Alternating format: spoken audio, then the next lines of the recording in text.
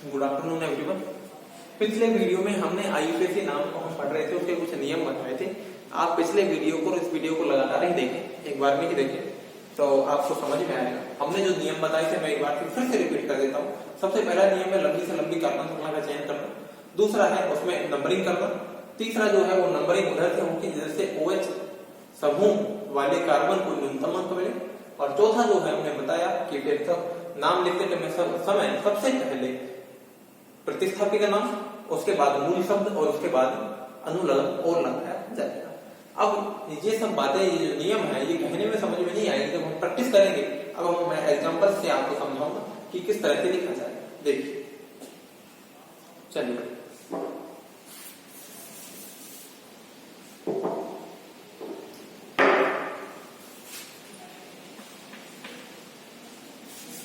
पहले नियम को समझाता हूं मैं। लंबी से लंबी कार्बन श्रृंखला का मतलब क्या है।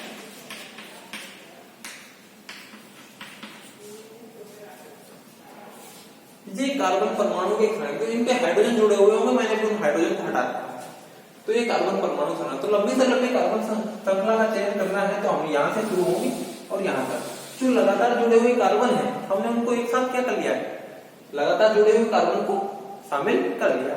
लंबी से लंबी कार्बन श्रृंखला का चयन ये हो गया। दूसरा देखिए आप कि हमेशा यौगिक ऐसा ही नहीं होगा, यौगिक ऐसा भी हो सकता है जिसमें सीधे कार्बन परमाणु में होंगे, कोई साइड में भी कार्बन श्रृंखला जारी है, ऐसा भी हो सकता है।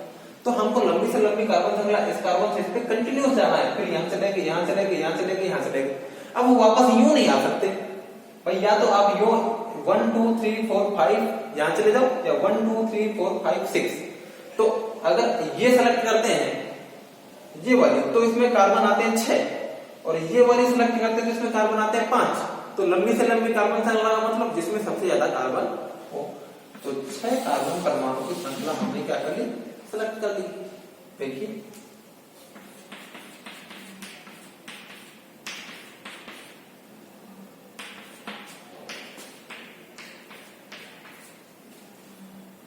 देखिए, अब देखिए हमें लंबी से लंबी कार्बन श्रृंखला का चयन करना। देखिए क्या होगा, अब ये सेलेक्ट करते हैं। देखिए तो इसमें आते हैं कार्बन 1 2 3 4 5। ये करते हैं 1 2 3 4 5 6 7। ये करते हैं 1 2 3 4 5 6 आते हैं। ये करते हैं 1 2 3 4 5 6। तो अभी तक 7 इसमें आए, 1 2 3 4 5 6 7, उसमें 7। लेकिन जरूरी नहीं है कि हम यहीं से शुरू करें श्रृंखला, कहीं से भी शुरू कर सकते हैं। हम यहां से तो कर सकते हैं 1 2 3 4 5 6 7 8। ये 8 वाली तो भाई लगातार जुड़े हुए होने चाहिए, लगातार तो जुड़ रहे हैं भाई। एक बार हम आगे बढ़े तो वापस थोड़े जाना पड़ रहा है, इसमें कहीं नहीं जाना पड़ रहा। तो लंबी से लंबी कार्बन श्रृंखला का चयन जो होगा वो होगा 8 कार्बन की श्रृंखला हो जाएगी। तो मेरे ख्याल से आप लोगों को यह बात समझ में आ गई होगी कि लंबी से लंबी कार्बन श्रृंखला का चयन किस तरह से करते हैं। तो दूसरा जो है नियम जो था वो था नंबरिंग करना। अब हम नंबरिंग करें तो देखिए एक और एग्जांपल मैं आप लोगों के सामने बना देता हूं।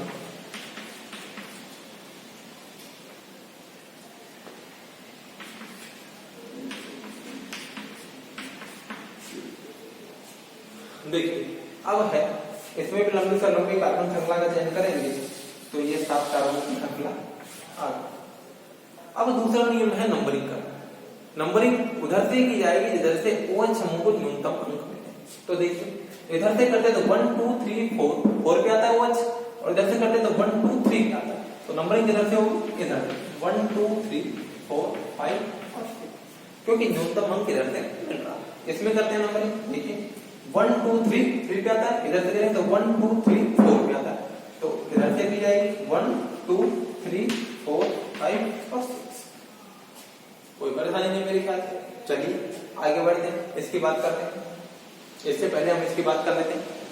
तो नंबरिंग करेंगे 1 2 3 4 5 पे आता है, इधर से तो 1 2 3 4 पे आता है। तो नंबरिंग होगी इधर से 1 2 3 4 5 6 7 जिधर से OH समूह को न्यूनतम अंक मिले उधर से अपन को नंबरिंग कर देनी, हमने कर दी। चलिए आगे देखिए, अब हम इसकी बात करते हैं। अब इधर से करते हैं नंबरिंग 1 2 3 4 5 6 7। तो 1 2 3 4 क्या आता है, इधर से करते हैं तो 1 2 3 4 क्या आता है, दोनों तरफ से 4 पे आता है। इस एग्जांपल से पहले मैं यहाँ पर एक एग्जांपल और बना देता हूँ आपके सामने। ये है मान लीजिए और लंबी से लंबी कार्बन श्रृंखला हमने चेंज कर लिया 3 कार्बन से।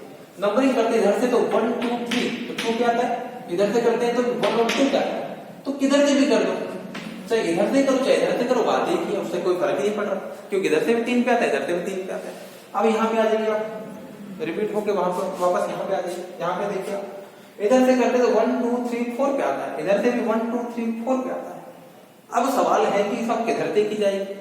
अब यहाँ पर आप लोगों ने जैसे इसमें मेरे से सुना कि किधर से भी कर दीजिए कोई दिक्कत नहीं, लेकिन यहाँ पर नहीं कह सकते, पर किधर से भी कर दीजिए, क्योंकि यहाँ पर इधर से करते तो 1 2 3 4 इसको OH को 4 मिल रहा है, इधर से भी 4 मिल रहा है, लेकिन एक प्रतिस्थापी जुड़ा हुआ है। एक क्या जुड़ा हुआ है, प्रतिस्थापी जुड़ा हुआ है। तो अगला नियम और सुनिए कि अगर दोनों तरफ से नंबरिंग करने पर OH को समान अंक मिलता है तो नंबरिंग उस सिरे से की जाएगी जिधर से प्रतिस्थापी को न्यूनतम अंक मिले, जिधर से प्रतिस्थापी को न्यूनतम अंक मिले।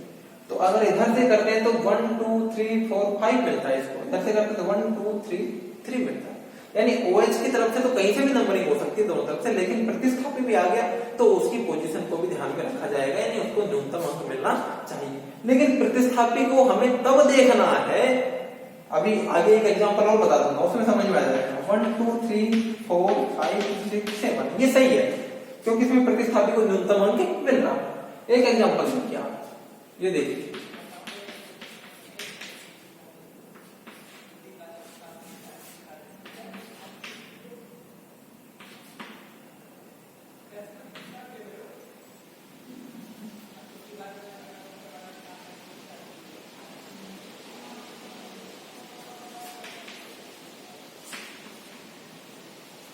लंबी से लंबी कार्बन श्रृंखला का को चेंज करना है, वो हमने ये कर दिया। ये देखिए लंबी से लंबी कार्बन श्रृंखला का चेंज हो गया।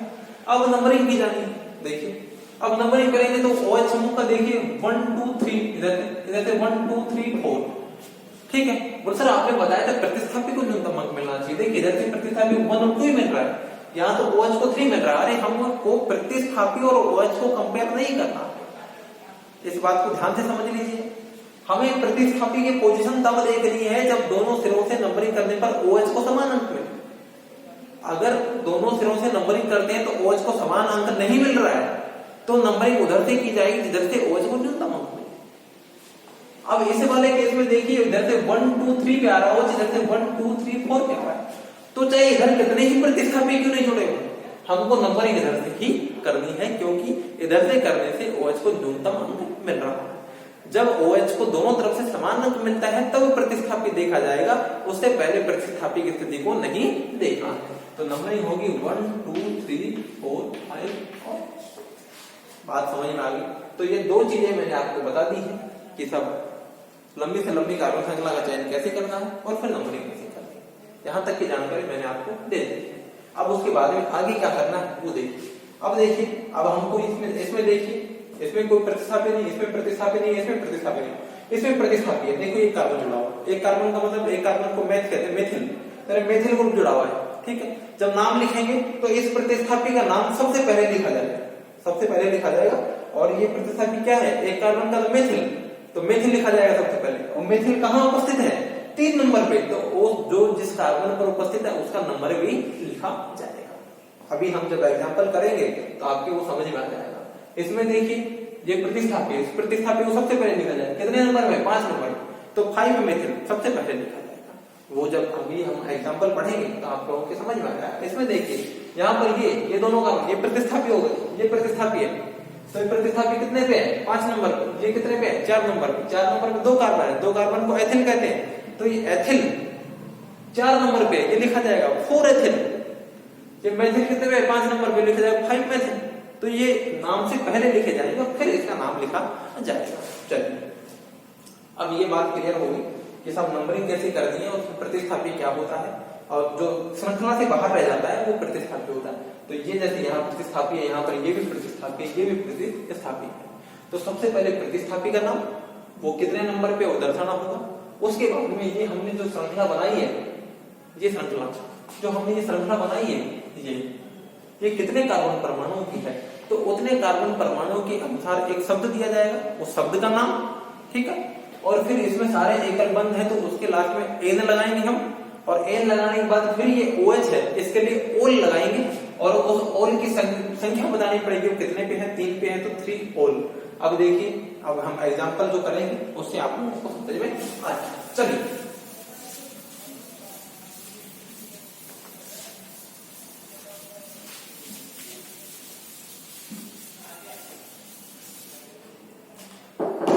जो नाम लिखा जाएगा उस नाम का मैं फॉर्मेट बना रहा हूं आपके सामने।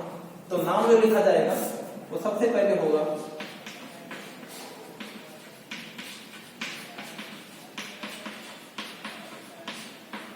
सबसे पहले लिखा जाएगा प्रतिस्थापी का नाम।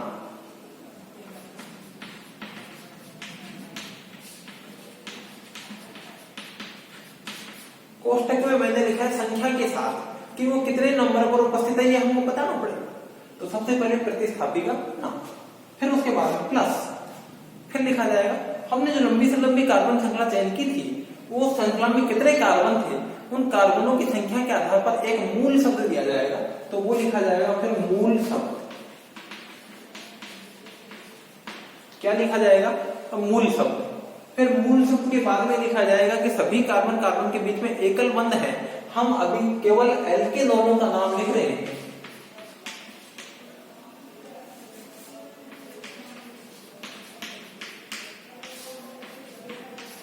हम केवल एल्केनोलों का नाम लिख रहे हैं, यानी उन एल्कोहलों का नाम लिख रहे हैं जिसमें हाइड्रोकार्बन जो पार्ट है, एल्केन जो समूह है, वो संतृप्त समूह जुड़ा हुआ है, यानी एल्केन के एक हाइड्रोजन को हटा करके OH जोड़ देने से बनने वाले एल्कोहलों को एल्केनोल कहते हैं, और हम उनका नाम लिख रहे हैं।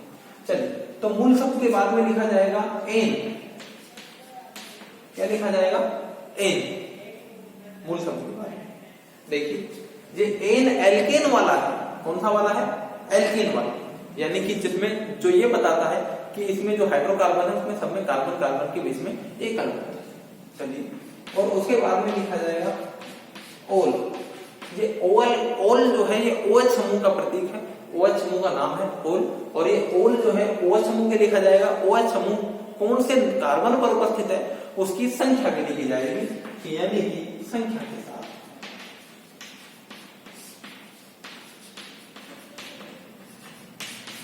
इसके साथ लिखा जाएगा ओल, संख्या के साथ लिखा जाएगा। चलिए, अब हम एग्जाम्पल की बात करते हैं।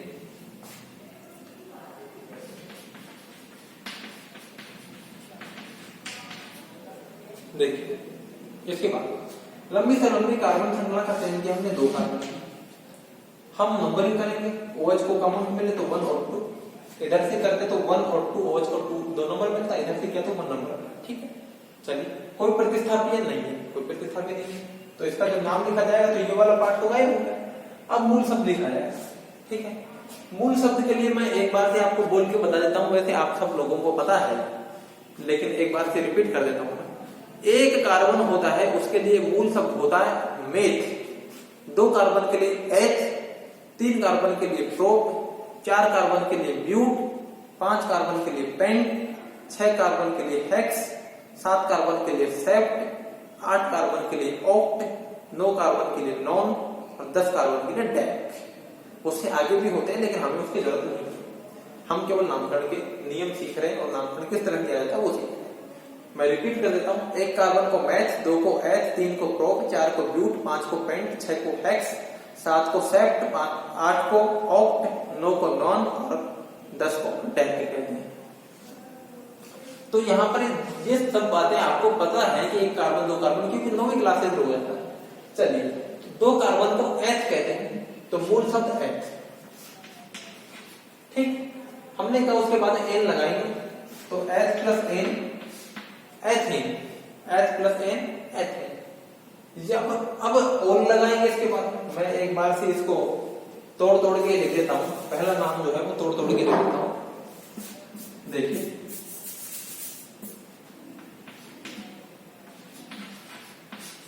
दो कार्बन के लिए हम मूल शब्द लेंगे एथ, मूल शब्द के बाद कार्बन कार्बन के बीच में एकल बंध है तो फिर लगाएंगे हम एन, ठीक है, एन लिख दिया हमने। फिर उसके बाद में OH के लिए ओल लगाएंगे, ओल।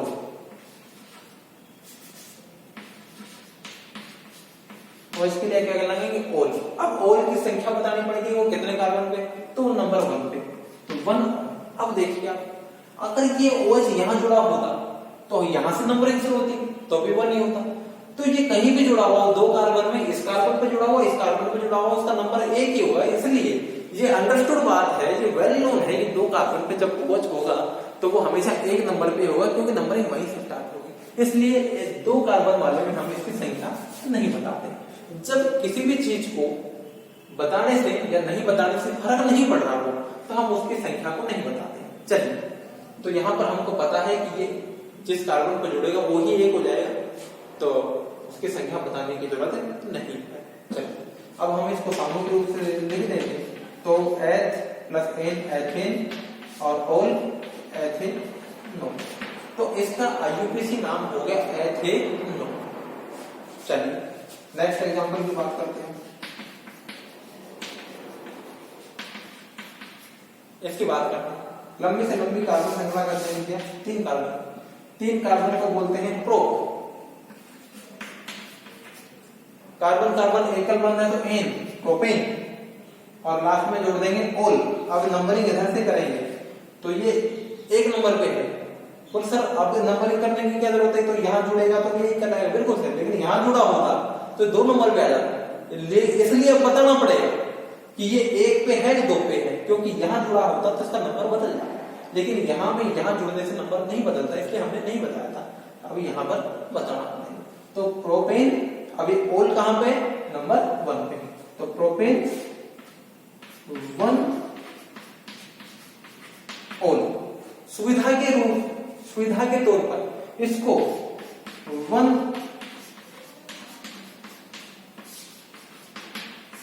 प्रोपेनोल भी लिख देते हैं, ये भी सही है। और भी तरीका इसका जो है वो ये भी है,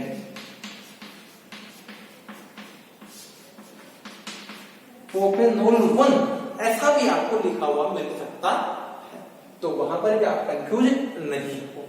सही जो तरीका लिखने का वो सबसे बढ़िया ये है, और ये भी ठीक तरीका है। चलिए आगे बढ़ते हैं, नेक्स्ट एग्जांपल की बात हम करेंगे। देखिए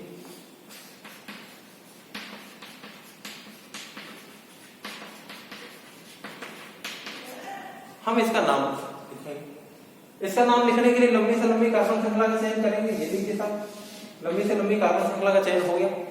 चयन होने के बाद हम नंबरिंग करेंगे 1 2 3, क्योंकि OH को कॉमन न्यूनतम अंक मिलना चाहिए। 1 2 3 1 2 3 होने के बाद अब देखिए, अब यहां पर एक प्रतिस्थापी है, तो सबसे पहले प्रतिस्थापी का नाम लिखा जाएगा। प्रतिस्थापी में एक कार्बन, तो एक कार्बन को मेथ, और प्रतिस्थापी का नाम लिखने के लिए उसके लास्ट में इल लगा देते हैं।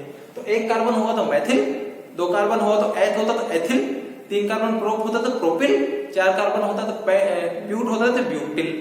तो जितने भी कार्बन का होगा उसमें इल लगा देंगे। तो मैथ एक कार्बन का है, तो अभी इसको कहेंगे मैथिल। तो इसका नाम लिखेंगे, तो सबसे पहले प्रतिस्थापी का नाम मैथिल, मैथिल लिख दिया।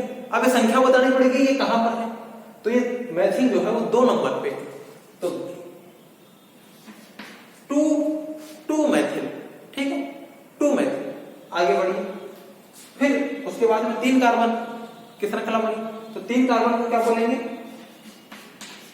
प्रोप। 3 कार्बन को क्या बोलेंगे, प्रोप। एकल बंध है कार्बन कार्बन पे तो एन, तो प्रोपेन, ठीक है। अब फिर ओल लिखा जाएगा, तो ओल की संख्या भी अपन को बतानी पड़ेगी, क्योंकि कार्बन परमाणु संख्या ज्यादा है, 3 है। तो प्रोपेन 1 ओल,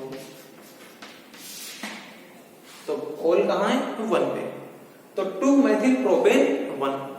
इसको ऐसे भी लिख सकते थे, 2 मैथिल प्रोपेनोल 1 या 2 मैथिल 1 प्रोपेनोल, तीनों ही सही है।